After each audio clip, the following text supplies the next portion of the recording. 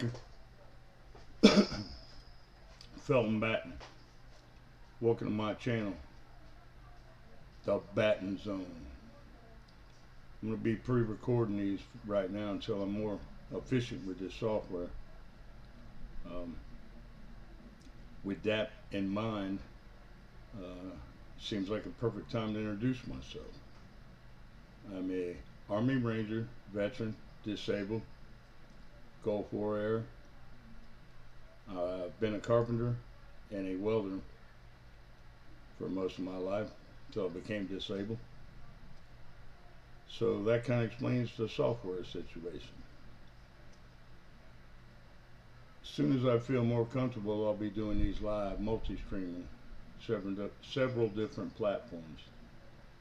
Until then, I hope y'all like, subscribe, share, and comment on the videos that I'm doing. Today I'm going to do a video about Ben Carson during CPAC back in February. Really great speech, and I think you'll enjoy it. So once again, thank you for joining, and let's get into it. Let's enter the Batten Zone.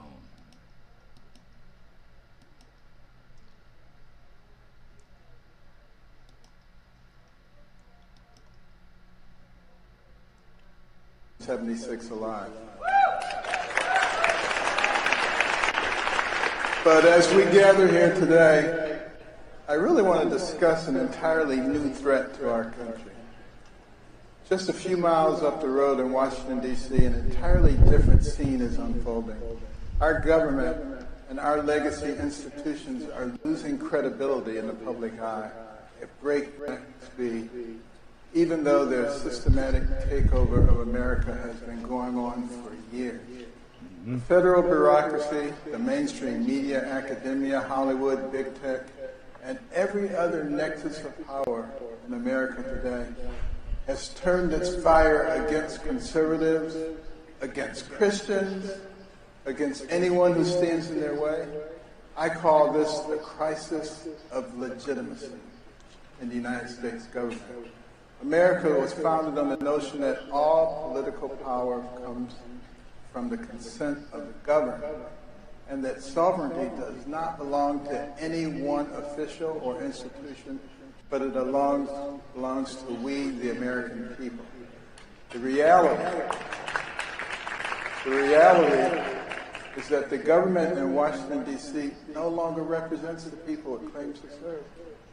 And it has stopped even pretending to execute the charge laid out by our founders, the protection of life, liberty, and the pursuit of happiness. Put simply, Washington is losing its legitimate claim to govern the American people. Millions of Americans look around and wonder, what's becoming of their beloved nation? They don't recognize the place that they grew up in. And they wonder what kind of future is in store for their children and grandchildren. Young men, particularly young white men, aren't signing up in great numbers for military anymore because they don't want to fight for a country that hates them. They don't want to die halfway around the world to protect the borders of Ukraine or Taiwan or any other country on the earth, when our own border is being overrun by the millions with terrorists and cartel members, human traffickers coming in every day. They don't want to join a fighting force that is more concerned with woke activism, gender inclusivity, LGBT issues, than it is with protecting Americans. They don't want to be part of an operation that spends trillions of dollars abroad while the small towns they call home are falling into dissolution and our communities are being ravaged by drugs and depression, while their jobs are shipped overseas without a second thought. And they don't want to fight overseas just to come home to a country hell-bent on vindictive identity politics that promises to take what little social and economic capital they have left and redistribute it to racial, sexual, religious, and other minority groups as a pure power play by the radical left. Who can blame them? And how long can a country last in that way? It isn't just happening in our military either.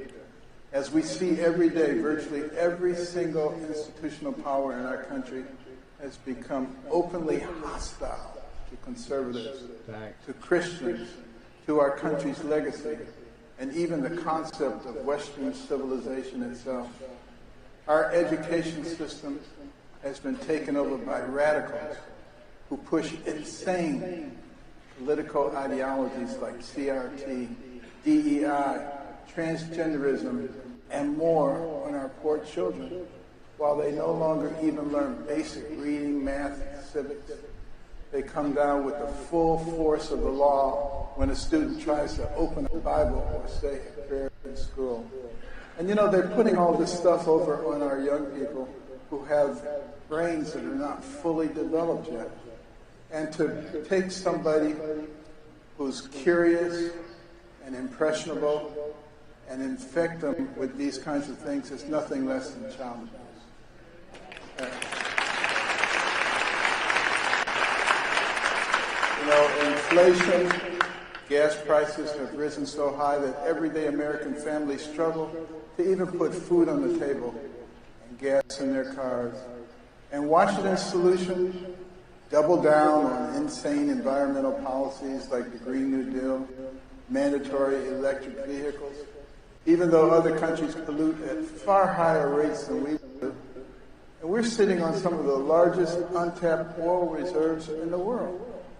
Our borders are wide open. An estimated 10 million illegal aliens have invaded our country since Batten took over, which is more than the population of 40 of the 50 states. A civilization cannot sustain itself this way, and we have no idea who these people are.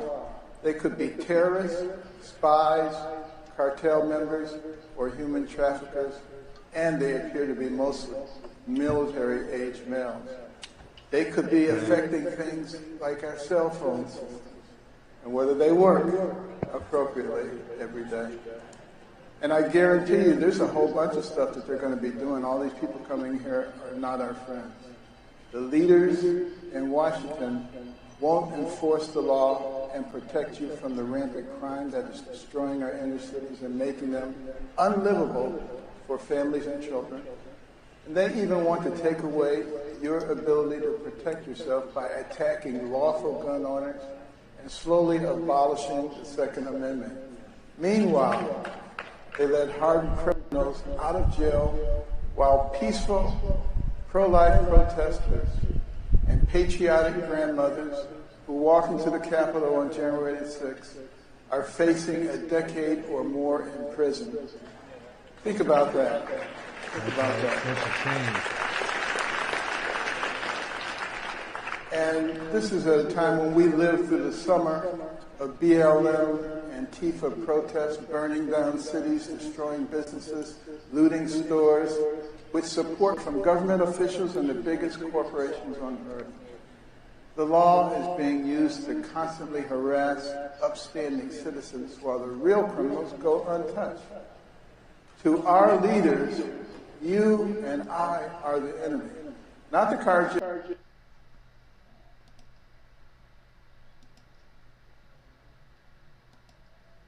Oh, everything you just said are facts. Everything. Facts. Yeah, you could, I can tell you my experiences in life. He said, everything he said was true and on point, except for the number of illegal immigrants in this country. Border Patrol says it's about double what the administration's saying. I'm going to go to Border Patrol. They know better than anybody how many's come across our border. The military, the woke, the DEI, CRT, all that. We didn't have that in the military. You know, all this critical race theory and racism. I mean, we were all green. Some of my best friends were black Mexicans. you name it. I don't even know what their nationality was. I never asked them. You know what I mean? It didn't matter. We're all green. We're all here for the same purpose, to protect and defend the Constitution of the United States of America from both foreign and domestic enemies. I love this country. I really do, with all my heart. And I'm sure plenty of you out there will agree with me on that. You feel the same way that I do. I hope y'all enjoyed this video. Uh, Make sure you like, subscribe, share, follow, all that good stuff. And make sure you leave me some comments. Let me know what you thought about that speech. Let me know what you thought about this video. And like I said, I apologize in advance for any mishaps. I'm new to this software, so bear with me. It's going to get better. And welcome to the Batten Zone. Thank you for joining me.